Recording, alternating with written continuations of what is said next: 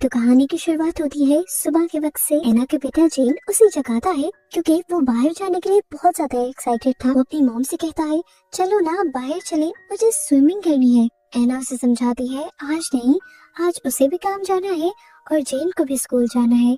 अचानक ही बिजली कड़कने की बहुत तेज आवाज आती है। आना ने खिड़की से बाहर देखा तो मौसम बहुत खराब था, बारिश बहुत तेजी से हो रही थी।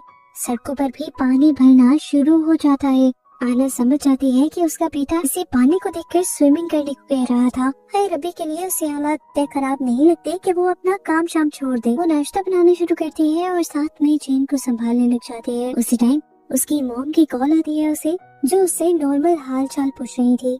नाश्ता बनाते हुए ही एना को एक अजीब सी आवाज आती है कि जैसे किसी बाथरूम में पानी का नल खुला रह गया है। एकदम से जैसे ही उसने पीछे मुड़कर देखा तो वो एकदम से हैरान रह गई, क्योंकि पानी उसकी विंडो में से आ रहा था और उसका पूरा अपार्टमेंट सैलाब के पानी से भरने लगा था।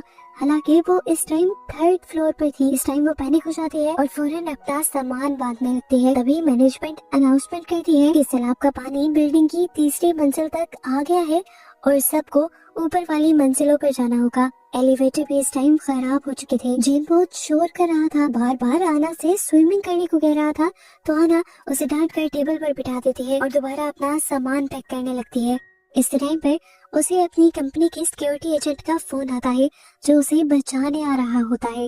वो उसे फोन पर कहता है वक्त जाया मत करो और फौरन ऊपर जाओ। अचानक ही बिल्डिंग की लाइट चली जाती है और इस कॉल और इसके बाद लाइट जाने की वजह से एना और भी ज्यादा पैनिक करने लग जाती है। वो अब बस सिर्फ जेन की दवाइयाँ उठाती है और जेन को उठाकर यहाँ से भागने ही वाली होती है, पर अब जेन उसे कहीं नहीं मिल रहा था। उसे याद आया कि उसने जेन को डांटा था और हमेशा डांट खाने के बाद वो क्लोसेट में छुप जाया करता था। इस टाइम भी वो यहीं पर था। जेन को अपनी पीठ पर बिठाए वो जल्दी से अपार्टमेंट से निकलती है और कॉरिडोर की तरफ बढ़ जाती है। कॉरिडोर लोगों के सामान से भरा हुआ था। लिफ्ट इंसानों से खचाखच भर गई थी कि ओवरलोड होने की वजह से चल भी नहीं रही थी। आना भी इस टाइम बिल्कुल टाइम वेस्ट नहीं करती और सीढ़ियों की तरफ बढ़ जाती है, लेकिन सीढ़ियों पर भी बहुत ज्यादा रश था और ये देखते हुए आना दूसरी इमरजेंसी स्टेयर्स की तरफ भागती है। वो तेजी से ऊपर जाना शुरू करती है और नीचे की तरफ देखती है कि सैलाब का हाल बहुत ज्यादा बुरा हो गया है और पानी तेजी से ऊपर की तरफ बढ़ रहा है। 2 फ्लोर्स ऊपर चढ़ने के बाद उसे आगे से रास्ता बंद मिलता है। आना कोशिश करती है ऊपर चढ़ने की, लेकिन पानी में लाशों को देखकर डर जाती है। वो वापस नीचे आती है तो उसे वहाँ वही सिक्योरिटी एजेंट मिलता है जो उसे ढूंढ रहा था। इस टाइम पर उसका बेटा जेन, जो उसके साथ साथी था, कंफ्यूज होकर अपनी मॉम का हाथ छोड़कर भीड़ के अंदर चला जाता है और ऐसे ही लोगों में गुम हो जाता है। एना बहुत ज्यादा परेशान हो गई थी। वो उसे ढूंढने लग जाती है। वो अपने सिक्योरिटी गार्ड को भी उसे ढूंढने को कहती है और तभी अचानक वो देखती है कि पानी की एक बड़ी लहर खिड़की की तरफ बढ़ रही थी। अगले ही सेकंड वो पानी की लहर खिड़की तोड़कर इस पूरे अपार्टमेंट को, इस पूरे फ्लोर को डुबा देती है। आना का सामान और चीजें बह जाती हैं और आना पैनिक करने लगती है। अपने बेटे को ढूंढने के लिए वो इसलिए पानी के अंदर जंप कर देती है और तैरते हुए अपने बेटे को ढूंढती है। फाइनली आना को जेन मिल भी जाता है, लेकिन वो इस टाइम बेहोश था। उसे पानी से बाहर निकालकर ऊपर वाले फ्लोर पर ले जाने की कोशिश में वो खुद भी बेहोश हो जाती है, लेकिन किस्मत से सिक्योरिटी एजेंट दोनों को ही बचा लेता है और उसके बाद सीपीआर देकर दोनों को होश में लेकर आता है। सिक्योरिटी एजेंट का नाम हियो है। हियो बताता है कि अंटार्कटिका पर एक एस्ट्रॉइड गिरा है, जिसकी वजह से पूरी दुनिया में बर्फ पिघल गई है और सैलाब आ गया है। वो ये भी बताता है कि आज शायद सारी इंसानियत खत्म हो जाए, क्योंकि ये पानी जिस तेजी से बढ़ रहा है उसने आधे से ज्यादा जापान को तो अपनी लपेट में ले लिया था और अगले कुछ ही घंटों में वो पूरी दुनिया को अपनी लपेट में लेने वाला था। यहाँ पर एक मजे की चीज हमें ये पता चलती है कि आना की कंपनी आना को इसलिए बचाना चाहती है क्योंकि आना एक बहुत बड़े प्रोजेक्ट पर काम कर रही है। वो ऐसे आर्टिफिशियल ह्यूमंस बना रही है जो आज इंसानों के खत्म हो जाने के बाद इस बची हुई दुनिया में दोबारा से दुनिया बसाएंगे। आना ने उन इंसानों के लिए एक इमोशन इंजन बनाना था जो अभी टेस्टिंग फेज में था। ये इमोशन इंजन उन आर्टिफिशियल इंसानों में बिल्कुल असली इंसानों जैसे इमोशंस डाल देता। इन सभी बातों के दौरान हम देखते हैं कि आना इस टाइम जिस अपार्टमेंट में थी वहाँ पर गैस लीक हो जाती है और उसकी वजह से एक बहुत ही भयानक धमाका होता है और ये पूरा फ्लोर ही जलने लग जाता है। ये तीनों अब अपनी जान बचाने के लिए बालकनी से ऊपर चढ़ने की कोशिश करते हैं। हायू जेन को पहले ऊपर चढ़ाने की कोशिश करता है, लेकिन जेन नीचे से आना का हाथ नहीं छोड़ता और इस सारे चक्कर में आना पानी में गिर जाती है। इन लोगों को लगता है कि ये लोग आना से बिछड़ गए हैं, पर दिखाया जाता है कि आना अभी भी ऊपर जाने की कोशिश कर रही थी और पानी में तैरते हुए ही उसे एक एलिवेटर के अंदर से एक बच्चे की आवाज सुनाई देती है जो लिफ्ट के अंदर फंसी हुई थी। आना उस बच्चे को बचाने की कोशिश तो करती है, लेकिन नाकाम रहती है। इस टाइम पर एक और बड़ी लहर आती है यहाँ पर पानी की, जो दोबारा से आना को डुबा ले जाती है और इस लहर की वजह से आना को अपना पुराना वो एक्सीडेंट याद आता है, जिस शराब वाले एक्सीडेंट की वजह से उसके हस्बैंड की दबकर मौत हो गई थी। फिर फाइनली अब आना ऊपर वाले फ्लोर तक पहुंच जाती है और जाकर देखती है कि उसका बेटा बहुत ही बुरी हालत में था। उसे एपिलेप्सी के सीजर्स आ रहे थे, उसकी बॉडी में उसकी बीमारी की वजह से झटके लग रहे थे। इस टाइम आना के पास कोई दवाई नहीं थी, इसीलिए वो जेन को एक खुद से बनाई दवाई पिलाती है, जो उसने इस बूढ़े कपल के किचन से चीजें लेकर बनाई थी। आना के बेटे की हालत भी ठीक नहीं हो रही थी और सैलाब था जिसका लेवल बढ़ता ही जा रहा था। आना बहुत ज्यादा परेशान हो जाती है और यहाँ पर जेन आना से कहता है इसको छोड़ो और तुम चलो यहाँ से, लेकिन आना अपने बेटे को कैसे छोड़ देती। और तब हीरो कहता है आना प्लीज इसे छोड़ दो, ये कोई बच्चा नहीं सिर्फ डेटा है, तुम्हारा ही बनाया हुआ डेटा, और इसे तुम दोबारा भी बना सकती हो। इस टाइम अपनी जान बचाओ और यहाँ से चलो। लेकिन ये बात सुनकर एना की तो जैसे दुनिया ही रुक जाती है, वो सच्चाई को मानना नहीं चाह रही थी। सीन्स कट होकर फ्लैशबैक में जाते हैं और दिखाया जाता है कि आना इस टाइम अपनी बॉस से बात कर रही थी। कंपनी ने इस बच्चे को टेस्ट सब्जेक्ट के तौर पर आना को दिया था और उस टाइम आना अपने बॉस को मना कर रही थी क्योंकि वो इस बच्चे को संभालने के काबिल नहीं थी। और यहाँ पर ये बात पता चल जाती है कि असल में वो बच्चा लैब में तैयार किया हुआ था और इस सारे प्रोजेक्ट का पार्ट आना खुद भी थी। उस टाइम पर बॉस ने उससे कहा था कि तुम बस कुछ महीनों के लिए इसे अपने पास रख लो, जब इमोशन इंजन पूरा हो जाएगा तो कंपनी इन बच्चों को वापस ले जाएगी। सिंगट होकर प्रेजेंट पे आते हैं और हम देखते हैं कि अब जेन की हालत काफी बेहतर हो गई थी। वो यहाँ पर जेन से कहता है मुझे बीमार होना पसंद है क्योंकि बीमार होने पर मुझे आपका यानी अपनी मोम का प्यार मिलता है। इधर हमें दिखाया जाता है कि कुछ वक्त के लिए तूफान थम गया था, यहाँ तक कि धूप भी आ गई थी, इन्हें सांस लेने का मौका मिला था, लेकिन फिर भी हायू जल्द ही यहाँ से निकलना चाहता था। वो आना से कहता है कि हम तुम्हें तो शेल्टर की तरफ ले जाएंगे मगर जेन को नहीं, लेकिन आना इस पर भी अपने बच्चे को बचाना चाहती थी। इनकी बातों के दौरान अचानक ही आसमान फिर से काला हो जाता है और बारिश शुरू हो जाती है। पानी बिल्डिंग में तेजी से भरना शुरू हो जाता है और ऊपर वाले फ्लोर्स भी पानी से आहिस्ता आहिस्ता भर जाते हैं और यहाँ पर बचने का कोई और रास्ता नहीं रहता। ये तीनों अपने आप को बचाने के लिए दोबारा से ऊपर की तरफ भागती हैं। रास्ते में आना को एक प्रेग्नेंट औरत नजर आती है जो इस टाइम बहुत ज्यादा मुश्किल में थी। आना उसकी मदद करती है, जबकि पीछे से बार बार हायू उसे इग्नोर करने को कह रहा था। इस टाइम वो इस औरत की मदद के लिए उसे अपना ओवरकोट दे देती है और दोबारा अपने बेटे को लेकर ऊपर की तरफ चढ़ने लग जाती है। ऊपर जाते हुए जेन अपनी मॉम से पूछता है उस औरत को क्या हुआ था, वो क्यों बीमार थी।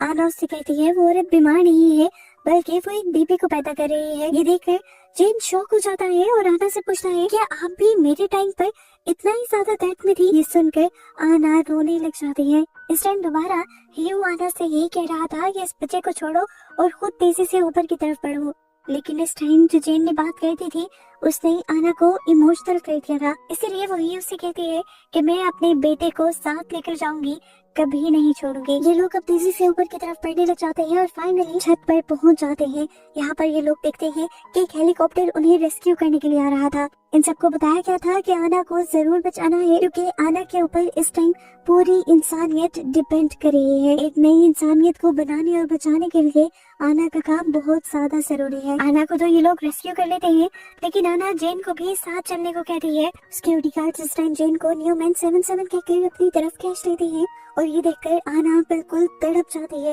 वो चिल्लाती है अपने बेटे के लिए, पर हायू उसे समझाता है कि वो तुम्हारा बेटा नहीं है।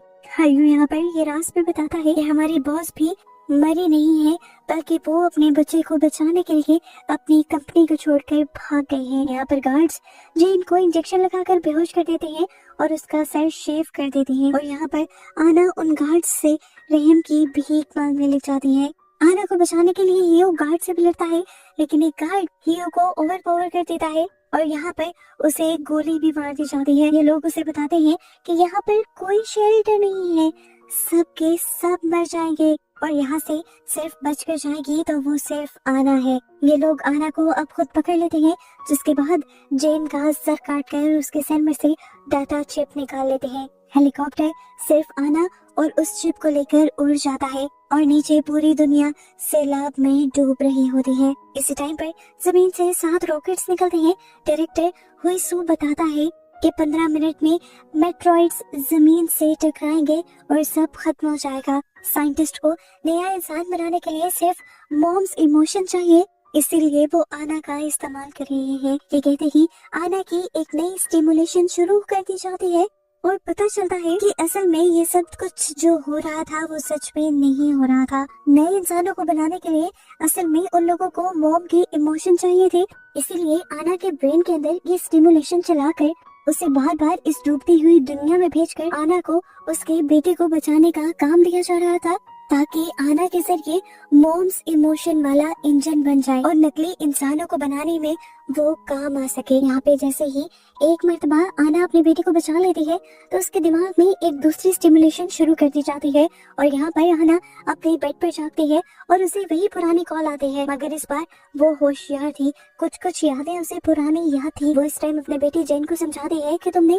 किसी अजनबी आदमी से कुछ नहीं लेना। जेन इस टाइम रोते हुए उससे पूछता है कि मॉम, मैं हमेशा 6 साल का क्यों होता हूँ, हमेशा बड़ा क्यों नहीं होता। ये असल में इस वजह से था क्योंकि जेन अभी भी स्टिमुलेशन के अंदर था। इस टाइम दोबारा एक बड़ी लहर पानी की इस बिल्डिंग से टकराती है और आना जेन को पकड़कर पानी के अंदर कूद जाती है। ये लोग तैरते हुए बालकनी तक पहुंचते ही हैं कि जेन आना से गुम हो जाता है। आना पानी में जेन को ढूंढती है, मगर एक तैरती हुई कार आकर उससे टकरा जाती है और आना मर जाती है, जिसकी वजह से उसकी स्टिमुलेशन रीसेट हो जाती है। हीरो आना को होश में लाता है इस नए स्टिमुलेशन के अंदर और इस मर्तबा आना को पता चलता है कि उसका बेटा जेन भीड़ के अंदर गुम हो गया है। इस मर्तबा भी आना अपने बच्चे को बचाती है, जिसके बाद एक नई स्टिमुलेशन स्टार्ट हो जाती है जिसका नंबर था 1931। इस स्टिमुलेशन में एना बालकनी से कूद जाती है क्योंकि उसे डर लग रहा है कि हीरो उसके बच्चे को मार देगा। इस टाइम उसे अपना बच्चा कहीं नहीं मिलता और तब उसे याद आता है कि पुरानी लिफ्ट में भी एक बच्चा फंसा हुआ था। ये उसकी पुरानी याद थी। स्टिमुलेशन के अंदर उसे पता चला कि इस लिफ्ट के अंदर एक बच्ची थी और उसने एना को बताया कि उसके बच्चे को कुछ लोग लेकर भाग रहे थे। एना हथौड़े लिए उन लोगों के पीछे चली जाती है अपने बच्चे को बचाने के लिए। वो लोग यहाँ से बहुत सारी चोरियां कर रहे हैं और एना के बच्चे के साथ बदतमीजी करने की कोशिश कर रही है, पर एना अपने बच्चे को बचाने के लिए उन लोगों के ऊपर हमला कर देती है। वो आदमी भी अब एना के पीछे पड़ जाते हैं और उसे मारने की कोशिश करते हैं, पर ठीक वक्त पर वो बच्ची जो लिफ्ट के अंदर थी और साथ ही हीरो यहाँ पर आकर एना को बचा लेते हैं। जिसके बाद वो बच्ची इन तीनों को लेकर अपने घर चली जाती है जहाँ पर उसके ग्रैंडपा और ग्रैंडमा थी। ये लोग देखते हैं कि पानी इनके इस फ्लोर तक भी आने वाला था। वो एना इस बच्चे को जिसने उसके बेटे को बचाया था और साथ ही साथ उसके ग्रैंडपा और ग्रैंडमॉम को यहाँ से जाने को कहती है, पर वो बच्चे और उसके ग्रैंडपा और ग्रैंडमा दोनों ही यहाँ से जाने से इनकार कर देते हैं। एना और वक्त जाए के बगैर यहाँ से निकल जाते हैं और आखिर उन लोगों की यहीं पर मौत हो जाती है। ऐसे ही पता नहीं कितनी स्टिमुलेशंस गुजर जाती हैं और एक स्टिमुलेशन के अंदर एना उस प्रेग्नेंट औरत की भी मदद करती है जो उसे बार बार कॉरिडोर में मिलती थी। इस सारी स्टिमुलेशन के बाद एना जब एक नई स्टिमुलेशन के अंदर जागती है तो उसे अपना फोन दिखाई देता है। उस फोन के अंदर उसके बेटे ने पेंटिंग बनाई हुई थी और एक ही पेंटिंग को कई मर्तबा बनाया हुआ था, जिसकी वजह से एना समझ गई कि वो बार बार इस स्टिमुलेशन का हिस्सा बन रही है। हमेशा की तरह जैसे ही हीरो उसे कॉल करता है कि मैं तुम्हें बचाने आ रहा हूँ, तो एना हीरो को सब सच बता देती है कि ये असल लाइफ नहीं है, ये सारी स्टिमुलेशन चल रही है और इसमें हमें सिर्फ अपने बेटे को बचाना है। एना हीरो को ये भी बता देती है कि तुम भी मेरी स्टिमुलेशन का ही पार्ट हो, इसलिए वो उसकी मदद करने के लिए मान जाता है। इस मर्तबा हमेशा की तरह गार्ड सिर्फ एना को लेने आते हैं और जेन को मारना चाहते हैं, लेकिन इस मर्तबा एना ने ठान लिया था कि इस स्टिमुलेशन में वो अपने बच्चे को बचा कर रहेगी, इसलिए इस स्टिमुलेशन के अंदर वो हीरो के साथ मिलकर सभी गार्ड से लड़ती है और ऊपर जाने की कोशिश करती है। वो अपने बेटे को इस पूरी बिल्डिंग में ढूंढ रही थी, पर उसे अपना बेटा कहीं नहीं मिलता। पानी का लेवल इतना बढ़ जाता है कि आखिरी फ्लोर तक पानी ही पानी हो जाता है। एना छत तक पहुंचती है और वहाँ पर उसे कबाड़ में रखी हुई एक वार्डरोब नजर आती है। वो जानती थी कि उसका बेटा यहीं पर होगा।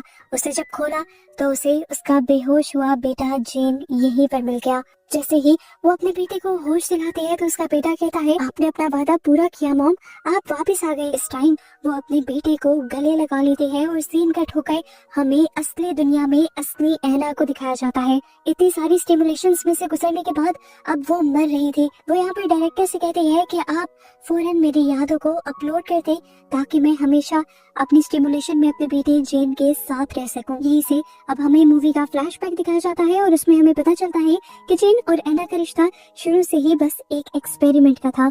जेन एक सिंथेटिक बच्चा था जिसे लैब में बनाया गया था और उसे एना की सोच और यादों के साथ जोड़ा गया था ताकि वो एना के इमोशंस ले सके। रिश्ता बेशक इनका एक्सपेरिमेंट का था मगर इनका प्यार बिल्कुल सच्चा था। खैर फाइनली अब सारी स्टिमुलेशंस खत्म हो जाते हैं और हम देखते हैं कि एना और जेन को नए जिस्मों में डाल दिया गया है जिन्हें ये लोग प्रिंटेड बॉडीज कहते हैं।